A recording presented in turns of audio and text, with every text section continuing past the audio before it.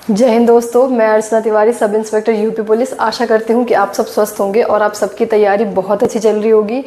जो भी बच्चे यूपीएसआई, एएसआई या कांस्टेबल की तैयारी कर रहे हैं, उन सब के लिए ये वीडियो बहुत इंपॉर्टेंट होने वाली है, क्योंकि मैं इसमें आपको बताऊंगी कि हिंदी आपको कैसे पढ़नी है, कहाँ से पढ़नी है और किस तरीके से पढ़नी है, ताकि आप कम टाइम में ज़्यादा स्कोर कर सकें।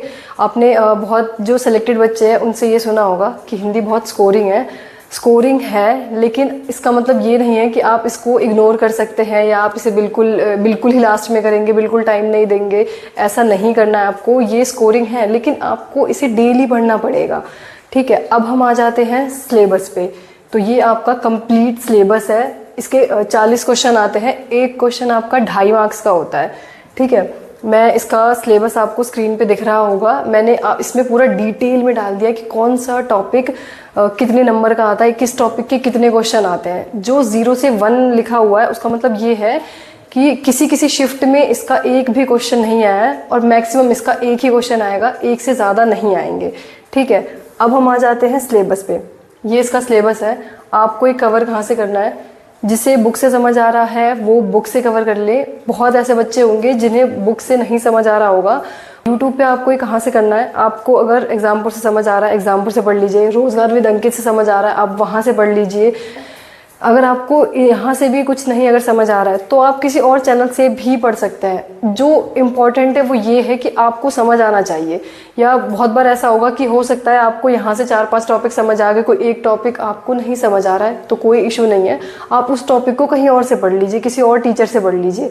आपको अपना सिलेबस कंप्लीट करना है, ये इम्पोर्टेंट है। ठीक है, अब हम आ जाते हैं। ये सेक्शन एक ऐसा सेक्शन है जिसमें बच्चे बहुत ही कम गलतियां करते हैं। ठीक है, जो उनके मार्क्स जाते भी हैं वो या तो यहाँ से जाते हैं या फिर वो यहाँ से जाते हैं। इसमें भी कोई बच्चा एक भी क्वेश्चन गलत नहीं करता, तो यहाँ से आपको बिल्कुल भी क्वेश्चन गलत नहीं करने हैं। ठीक है, अब आप आ जाइए इसमें। जो इसमें ये है वर्णमाला, ये बहुत ही ज़्यादा इम्पॉर्टेंट है। इसका क्वेश्चन आता ही आता है।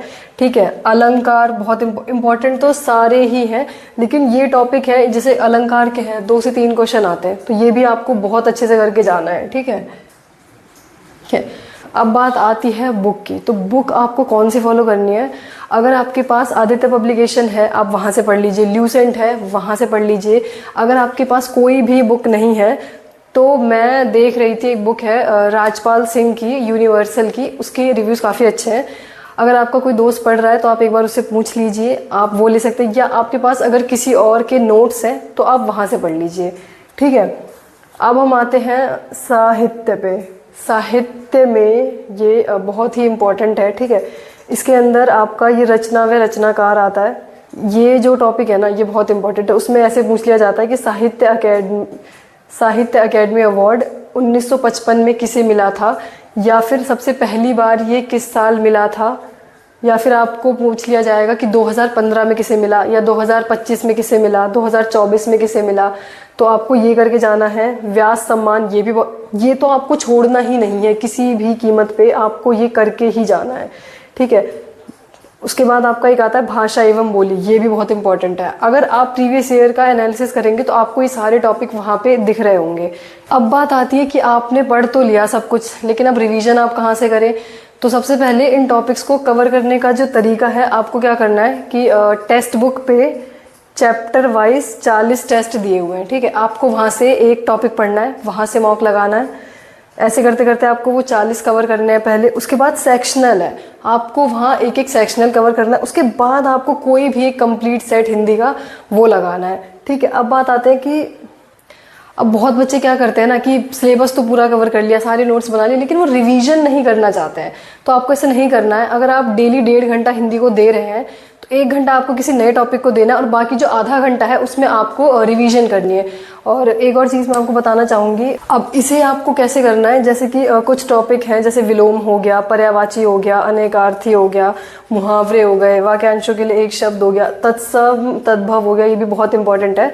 आपको क्या करना है, ये जो टॉपिक है ना, ये एक दिन में अगर आप चाहें कवर कर ले तो ये नहीं होगा। आप सुन ले, आपको क्या करना है, इन सभी टॉपिक्स के डेली 10-10 क्वेश्चन लगाने, डेली लगाना है।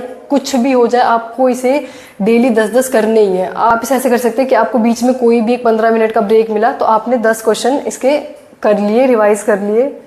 इस तरीके से करना है आपको। जो डेली करने वाली चीज़ें हैं वो ये हैं। अब अगर आप कहेंगे तो मैं एक सीरीज़ शुरू कर सकती हूँ। मैं उसमें डेली 2017 और 2021 के जो हिंदी के प्रीवियस ईयर है, मैं डेली उसके 10-10 क्वेश्चन डालती रहूँगी। तो इससे आपका डेली प्रीवियस ईयर रिवाइज होता रहेगा, ठीक है। तो ये एक कंप्लीट स्ट्रेटेजी है हिंदी की। इतना आपने कर लिया ना, इतना अगर आपने कर लिया तो आपकी हिंदी कोई भी नहीं रोक सकता, उसमें आपको बिल्कुल दिक्कत नहीं आएगी। और इतना मोर देन इनफ है, ठीक है। बस आपको डेली पढ़ना है, डेली रिवाइज करना है। ध्यान रहे, रिवीजन बहुत इंपॉर्टेंट है। तो आई होप कि आप सबको ये सब समझ आ गया होगा। Thank you.